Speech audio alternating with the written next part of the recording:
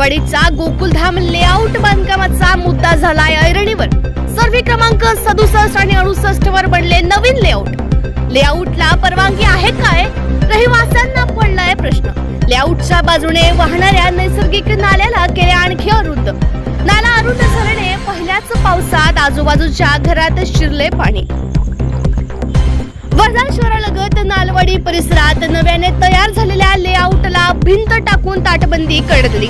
या तटबंदीमुळे येथून वाहणारा नैसर्गिक नाला अरुंद झाला असून पहिल्याच पावसात बाजूच्या घरात पाणी शिरल्याची घटना घडली आहे। नाल्यावर पुलाचे काम बांधकाम आणि नाल्याच्या तटबंदी करून अरुंद करण्याची नेमकी परवानगी कोणी दिली असाच प्रश्न विचारला जातोय।